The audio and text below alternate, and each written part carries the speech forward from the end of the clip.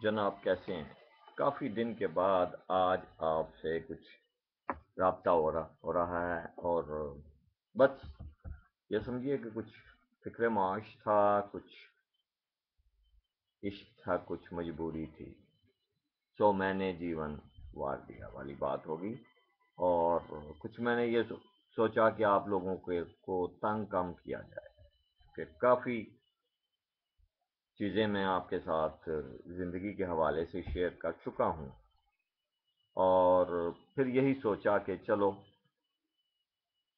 زندگی تو نہ ختم ہونے والا ایک لامتناہی سلسلہ ہے، اور اس زندگی کو ہی ساتھ لے کر چلنا ہے۔ جب تک کہ سانس میں ہے تب تک آس ہے، اور اسی حوالے سے پھر آپ سے کچھ تھوڑی سی بات چیت کر لوں۔ بات چیت کیا کرنی ہے، بس اپنے اندر کا کچھ غبار ہلکا کرنا ہے۔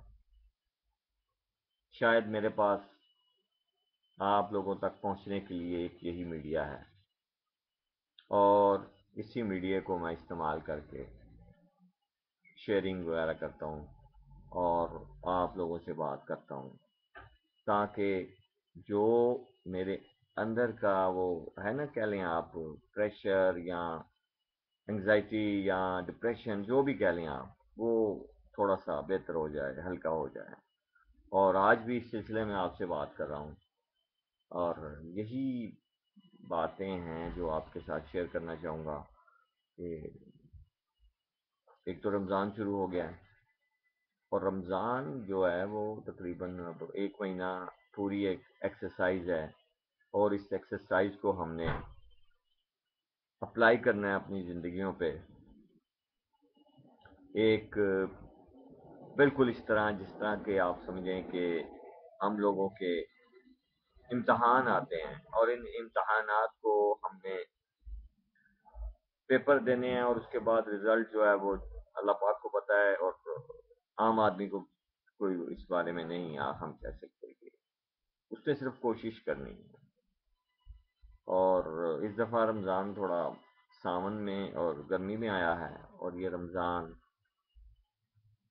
تھوڑا لمبا بھی ہے، تقریباً میرے خیال میں 16 گھنٹے یا 15.5 گھنٹے کا بن رہا ہے۔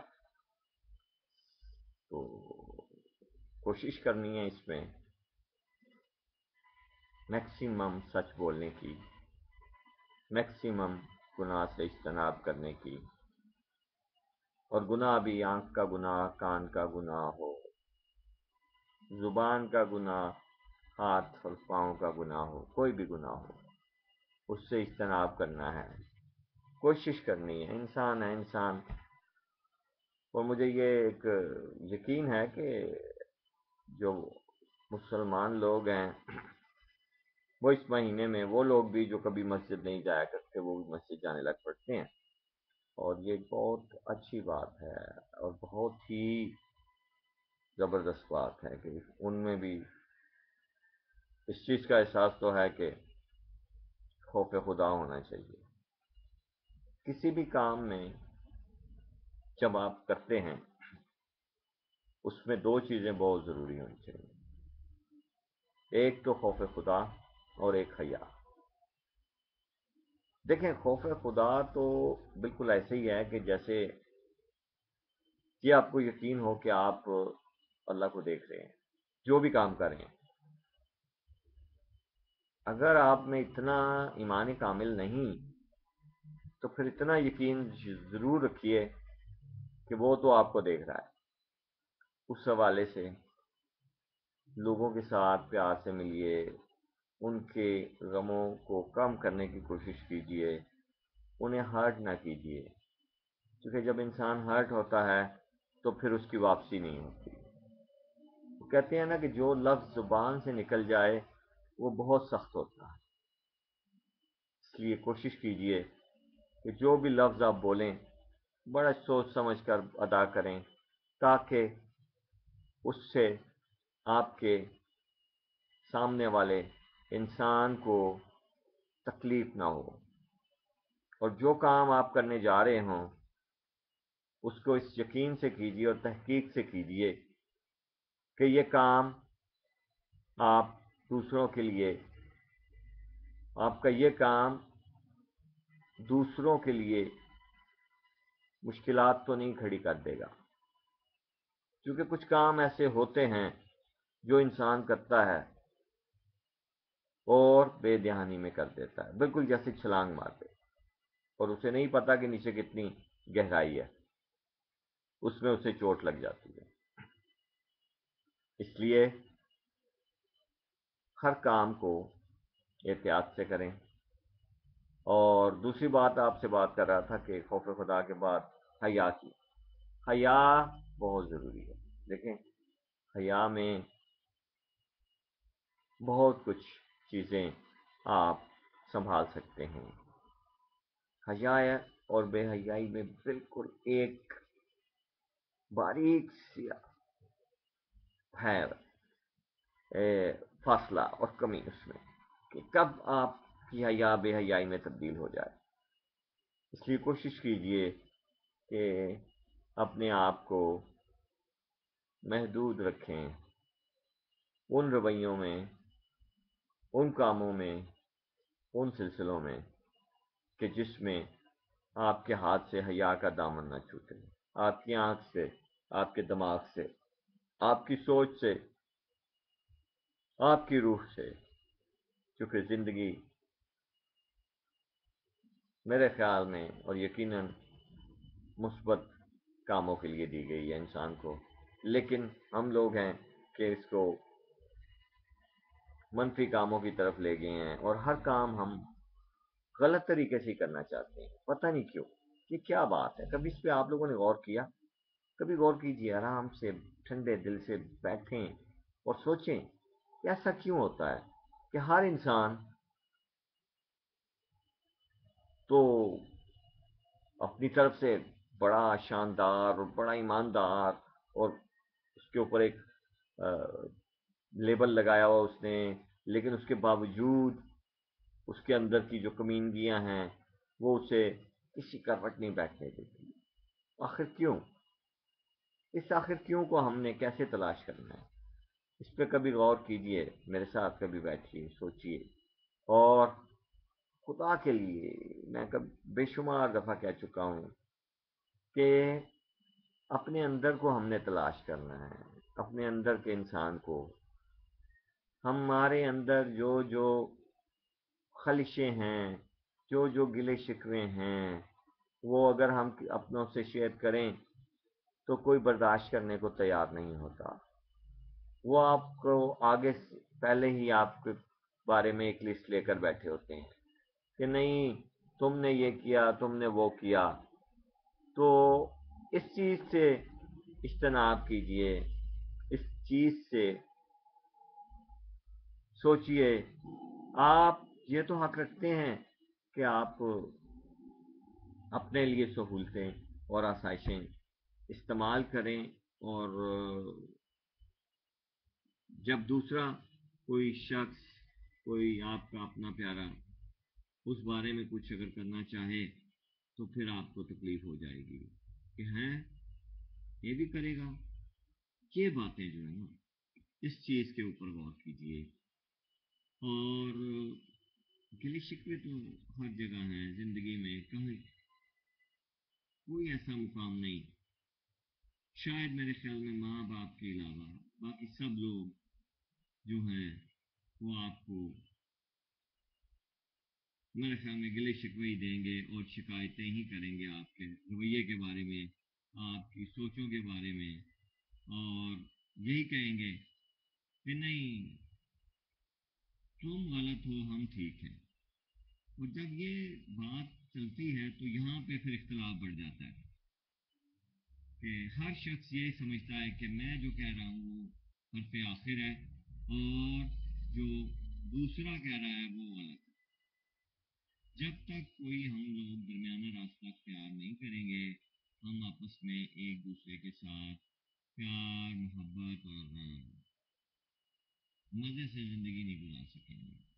جب تک ہم ایک دوسرے کی خامیاں ڈھونڈتے رہیں گے، ایک دوسرے کو نیچا دکھاتے رہیں گے، اور ایک دوسرے سے